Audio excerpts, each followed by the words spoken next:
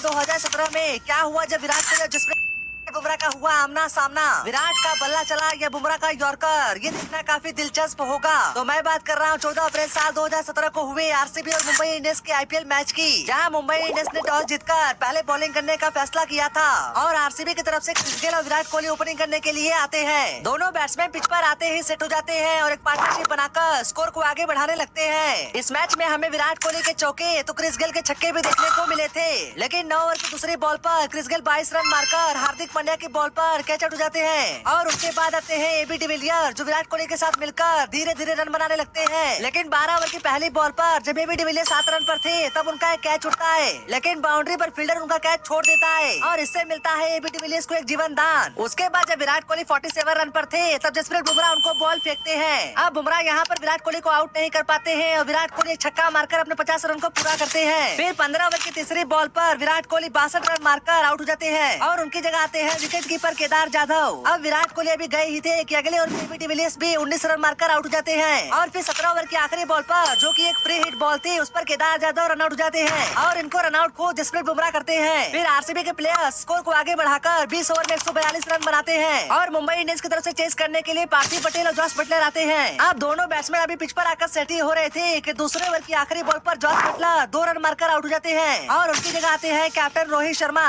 और उसके बाद हमें सैमुअल बद्री का कहना देखने को मिलता है। तीसरे ओवर की दूसरी बॉल पर पार्थिव पटेल 3 रन मारकर कैच आउट हो जाते हैं और उनके बाद आते हैं मिचेल मैकलेघन, जो आते ही छक्का मारने के चक्कर में कैच आउट हो जाते हैं। अब अगली बॉल थी हैट्रिक बॉल और स्ट्राइक पर थे रोहित शर्मा, तो सैमुअल बद्री यहाँ बॉल फेंकते हैं और रोहित शर्मा 0 रन पर बोल्ड हो जाते हैं और उसके बाद हमें नीतीश राणा और कायरन पोलार्ड का पार्टनरशिप देखने को मिलता है, जहाँ कायरन पोलार्ड एक के बाद एक छक्के मार रहे थे, लेकिन नीतीश राणा भी सैमुअल बद्री की ही बॉल पर 11 रन मारकर आउट हो जाते हैं और उनके बाद आते हैं कुणाल पांड्या। अब यहाँ तक मुंबई इंडियंस के 5 विकेट गिर गए थे और उनको 60 बॉल पे 95 रन की जरूरत थी, लेकिन उसके बाद हमें कुणाल पांड्या और कायरन पोलार्ड की गजब की पार्टनरशिप देखने को मिलती है। दोनों प्लेयर्स एक के बाद एक चौके छक्के मारकर स्कोर को तेजी से आगे बढ़ाने लगते हैं और कायरन पोलार्ड एक छक्का मारकर अपने 50 रन को पूरा करते हैं और जब 16 बॉल में 17 रन की जरूरत थी तब कायरन पोलार्ड छक्का मारने के चक्कर में 70 रन पर आउट हो जाते हैं और उनके बाद आते हैं हार्दिक पांड्या। अब कुणाल पांड्या यहाँ चौके छक्के मारकर टारगेट को बिल्कुल कम कर देते हैं और जब 8 बॉल पे सिर्फ 4 रन की जरूरत थी तब हार्दिक पांड्या एक छक्का मारकर उस मैच को जीतते हैं। अगर आप विराट कोहली के फैन हो तो वीडियो को लाइक करना, बुमराह के फैन हो तो चैनल को सब्सक्राइब करना